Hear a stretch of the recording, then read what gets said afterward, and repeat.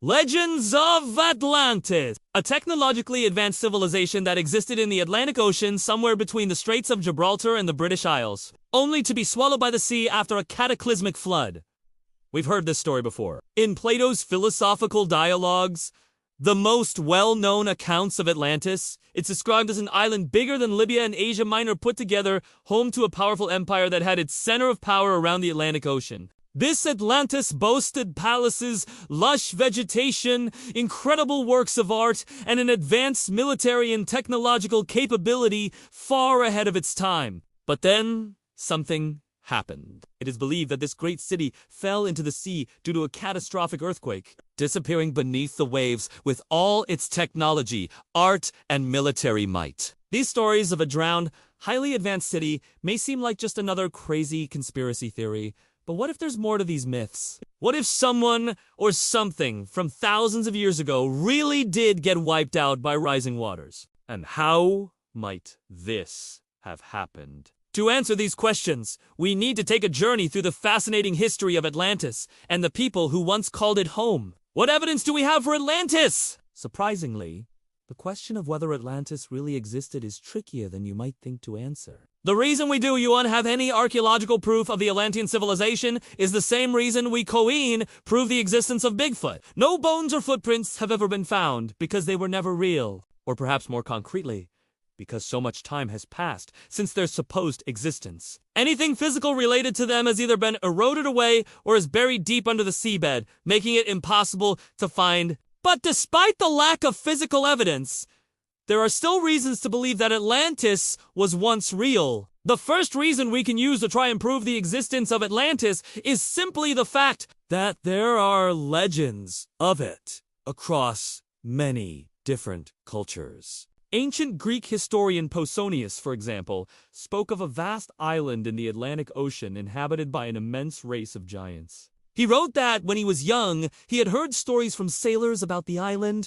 located not far from the Strait of Gibraltar. Other references to an island paradise come from the Egyptians and the Phoenicians, who also told tales of an island that lay somewhere beyond the Pillars of Hercules, which would likely refer to the Strait of Gibraltar. When it comes to proving the existence of Atlantis, we must turn to the philosopher Plato for our most significant source of information. In his work Timaeus, he describes the ideal state and tells the story of Atlantis, narrating how it was situated in the Atlantic Ocean, but close to the Strait of the Pillars of Hercules, also known as the Strait of Gibraltar. According to Plato, the Atlanteans were a utopian race who lived in peace and harmony with each other and with nature. They were a highly advanced and civilized society with a strong emphasis on justice, wisdom, and courage. However, over time, the Atlanteans became corrupted and their greed and lust for power led to their downfall. As punishment for their wickedness, the gods sent a great flood which submerged the entire island of Atlantis beneath the ocean,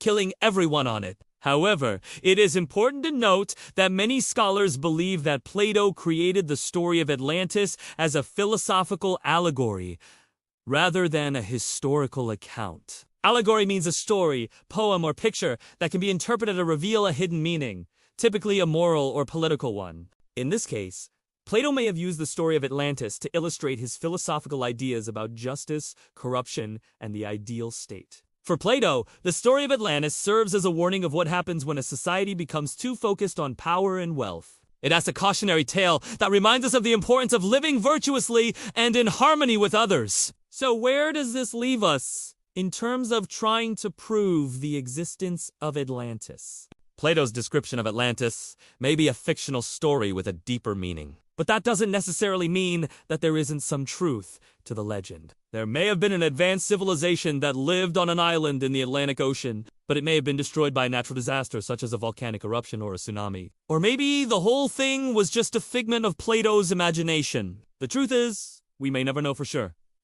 What if Atlantis really existed? Now let's assume that everything Plato said about Atlantis is true.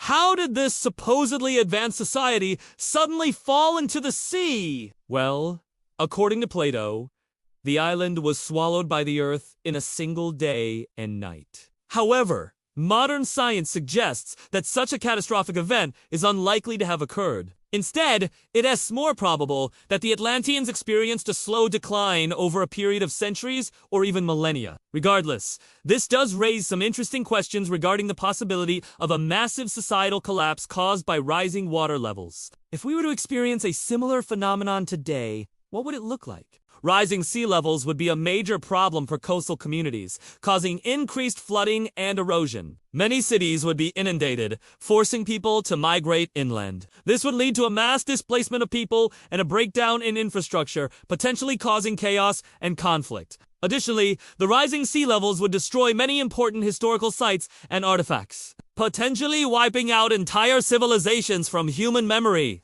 One way this could happen is through global warming. As the world gets warmer, glaciers and ice sheets melt, adding more water to the oceans and raising sea levels. If this continues unchecked, we could see catastrophic flooding in many parts of the world. Another possibility is a sudden and unexpected rise in sea level caused by a natural disaster such as a massive tsunami. A tsunami is a series of huge waves that can be caused by earthquakes, volcanic eruptions, or landslides. If a large enough tsunami were to hit a coastal area, it could cause widespread destruction and flooding. Rising water levels could also be caused by natural land subsidence, which is the sinking or settling of the Earth's surface. This can occur gradually over time due to factors such as the extraction of groundwater or the movement of tectonic plates. If a region experiences both rising sea levels and land subsidence, the results could be devastating. If we were to experience a rapid and unexpected rise in sea levels, it would undoubtedly be a major disaster. Coastal communities would be devastated, and millions of people would be displaced. The world would never be the same again. But what if something like this happened back in the days of Atlantis? Did a sudden rise in sea level wipe out this great civilization and its advanced technology? In Plato's description of Atlantis,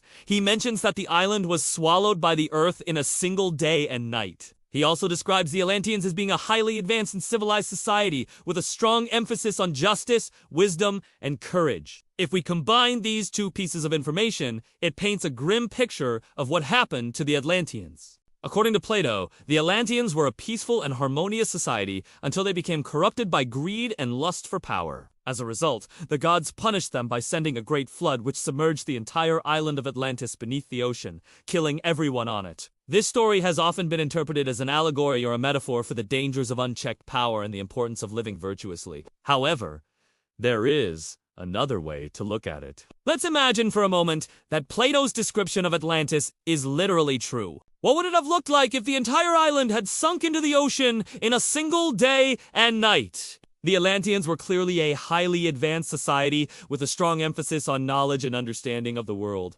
around them. They would have known that a flood was coming and they would have tried to prepare for it in any way they could. Perhaps they built dams and levees to hold back the rising water or tried to evacuate the island. But in the end, it wouldn't have mattered. As the water rose, the Atlanteans would have watched in horror as their homes and businesses were flooded and destroyed. The rising water would have carried away everything they had built over the centuries, leaving them with nothing but the clothes on their backs. Many of them would have tried to escape by boat, but there wouldn't have been enough boats for everyone, and most would have been lost at sea. Those who survived the initial flood would have been stranded on higher ground.